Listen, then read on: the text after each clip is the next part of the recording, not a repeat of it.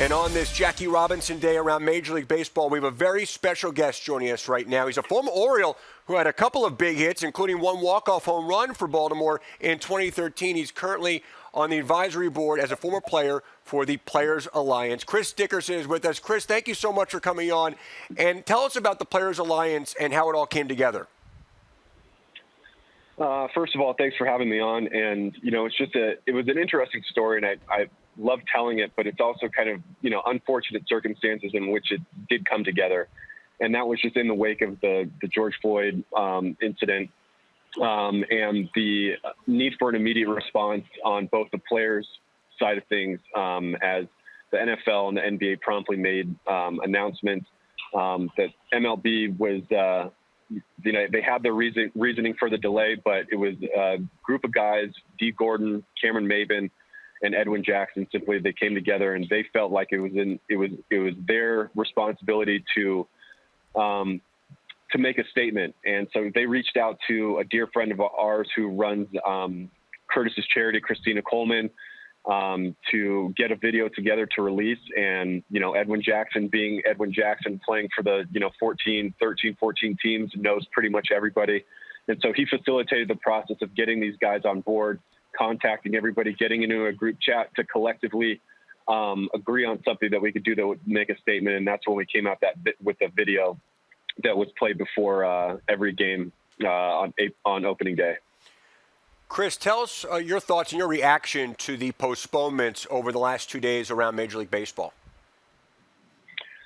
I was shocked, and I was so proud at the same time. I was just as shocked as I was proud for these guys, and especially with the Brewers, and you know, following suit with the Bucks to kind of spearhead this. And it takes a lot of courage to take this next step, because, you know, kneeling in the black ribbon and all that stuff was great, but here we are, we're still in the same situation, you know, 4 months later. And for those guys to simply just to boycott and not play at all shows tremendous courage to really make a statement, to, you know, to get people to listen. And, you know, being with the Players Alliance, it's our duty with some of these guys to facilitate these opportunities for these voices to be heard, because it's not just that we're just athletes, but our friends and family are deeply affected by this and what's happening right now. And so for these guys to go out and to make their statement, and I know, you know, watching Dominic Smith was heartbreaking yesterday, and, you know, talking to Adam Jones last night, we've been going back and forth because I feel like his presence at this time is deeply missed, him being so far away. And, you know, for a guy that's that tough, as we all know Adam to be, for him to be emotional over watching what happened to Dominic on national television, and the emotion that he shows you that we have so far to come, and that, you know, we're going to continue to have to make these statements until we see proof of lasting change in the game and around the country.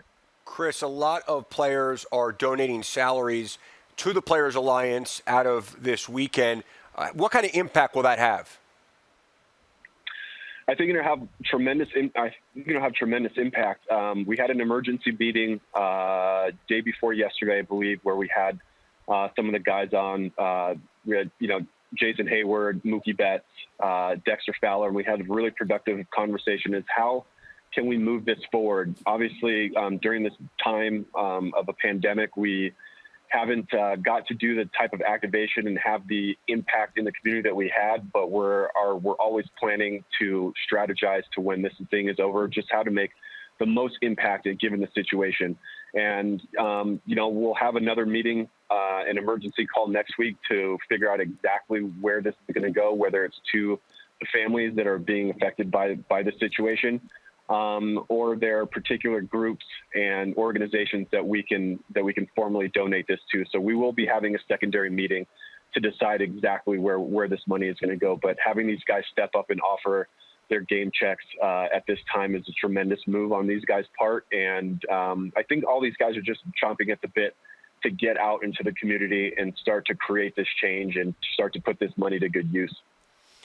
Chris, needless to say, it's fitting. It is Jackie Robinson Day around Major League Baseball. Just your thoughts on Jackie, his impact on baseball, and his legacy for really the entire country. I mean, not only was, I mean, we all know the story, but I guess his legacy now is exactly what the importance of the Players Alliance is that he would have liked for these open lines of communication for players that look like us. And, being so few, I know how difficult it's been for these guys to speak up to their teams, especially you look at guys like MASN and Dwight, and Cedric, like they're young guys, and it can be a very daunting task to go into these clubhouse where, 70% of the team doesn't look like you and doesn't feel the impact and have the same experiences are like you, but to take the bravery that Jackie had to get people to listen, and to have groups like the Players Alliance be mentors to these young kids, to have this support when you feel alone. I know that feeling that he had doing this by himself in that particular, that tumultuous environment that he had. And that's what pushes us every day at the Players Alliance is to create this support system and these open lines of communication to when these guys do feel alone and don't have the support in the clubhouse, that we can guide them along the way, just as Adam did for the young guys, when I was there, and will continue to do, even though he's far away. So, his legacy is what pushes us every day. And we want these guys, these younger generations, to learn and understand what this is about, so they can then pass this on to the next group of players.